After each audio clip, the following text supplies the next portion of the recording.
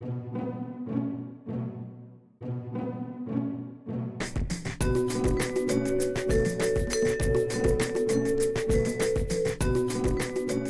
recent films, Deepwater Horizon with Mark Wahlberg and Sully with Tom Hanks, are kind of, for me, a breath of fresh air because both movies portray male heroes, men who, in a kind of a quiet, intelligent, and dedicated way, are heroically virtuous. Now, if you think that observation is rather banal, I would suggest you've not been paying attention to a fair amount of popular culture the last 20 years or so.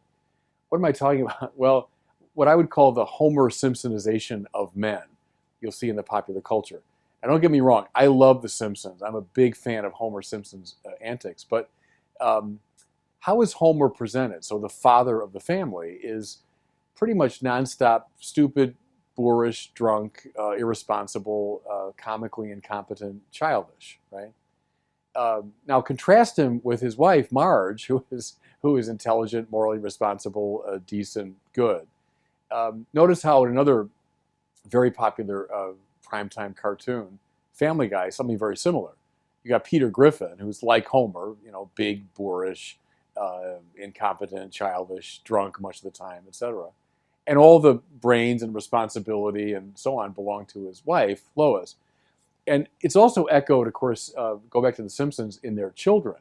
So you have Bart Simpson, who's like his dad, is kind of a hopeless case. And then who has all the virtues but young Lisa, who's hyper intelligent, hyper moral, et cetera, et cetera. I remember an episode of The Simpsons, one of my favorites, when Lisa worries that she's inherited the stupid gene, from the Simpson family. And she's overjoyed at the end when she realizes that the stupid gene is carried on the male, side of the family. And then all the Simpson women are brilliant surgeons and all that. And then one of my very favorite lines in all of The Simpsons is when someone says to Homer, Homer, just learn to listen to that little voice that tells you right from wrong. And he says, do you mean Lisa? And so it's a pretty consistent presentation of the male side of the thing is kind of hopeless, and the women having a lot of the virtues. And it's not restricted, obviously, just to those two shows, but as many have recounted now over the past 20, 25 years, lots of programs have this same kind of dynamic, also visible in a lot of commercials, et cetera, et cetera. And I wonder if you've noticed this character. I've noticed her now for the past roughly 20 years. I'm going to exaggerate here, but in practically every movie, practically every TV show, you'll eventually see the figure that I've come to call the all-conquering female. This is a woman who will emerge invariably underestimated, looked down upon, by the men, who then emerges as smarter, cleverer, more skilled, better in every way than the men. Now, whether it's an adventure movie, it's a rom-com, it's an office drama, almost invariably the all-conquering female will present herself. Now, don't get me wrong.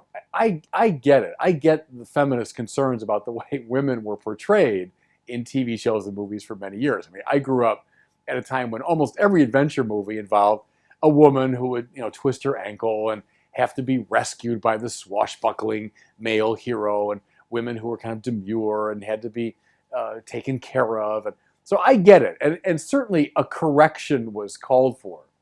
But what I've noticed, what kind of bugs me, is what I call the Nietzschean quality of this reaction. Now, I invoke Friedrich Nietzsche here, who's the great 19th century philosopher, I think the most influential 19th century philosopher today. But Nietzsche saw everything as a power struggle, right? A power struggle in a kind of zero-sum way, where my power has to be asserted over and against you. You've got to be put down for me to assert the fact that I'm the Ubermensch, right? I'm the super man, or then someone's got to be conquered. Look at a book like Leonard Sax's book called Young Men Adrift. It's about a lot of young men today who have come of age at a time when there's a very strong, feminist ideology at work. And the young men often feel put upon, unsure of themselves, adrift, afraid to assert themselves in any way. Look at a movie like Fight Club, and someday I'd like to do maybe a whole presentation on Fight Club, which is a very thoughtful movie. What happens to male energy when it gets repressed or gets internalized. Watch that movie sometime. It's not a happy scenario, you know. And then that line from the Brad Pitt character when he says casually to his friend, well, you know, we're just basically 30-year-old boys. What happens when men aren't given the opportunity to assert themselves in a legitimate way, not aggressively and with violence, but in a legitimate way? And what happens is something not altogether good. Now, just consider this too. I mentioned Nietzsche and the zero-sum, one against the other dynamic. Authentic virtue, so go back now to classical philosophy, the authentic virtues of courage and prudence, justice and temperance, right? Which one of the marks of authentic virtue is that it doesn't need someone else to be unvirtuous. In fact, true virtue exalts in the virtue of another. So if you're truly courageous, nothing gives you greater joy than someone else's courage. If you're truly prudent, then you appreciate the prudence of someone else. In fact, the two of you will grow in prudence the more you're in relationship. That's a big part of Aristotle's Nicomachean Ethics. One of the marks of real friendship is the two friends enhance one another. Look at someone who has true justice, a true passion for justice. You're overjoyed to see someone else also being just. It doesn't have to be a Nietzschean power struggle. It can be an Aristotelian friendship. And I think that's what we need, is not the us against them, me against you, women at the expense of men, men at the expense of women. But see, I'd like to say that we could say, you go boy, as strongly as we say, you go girl. And that's better for both the boys and the girls.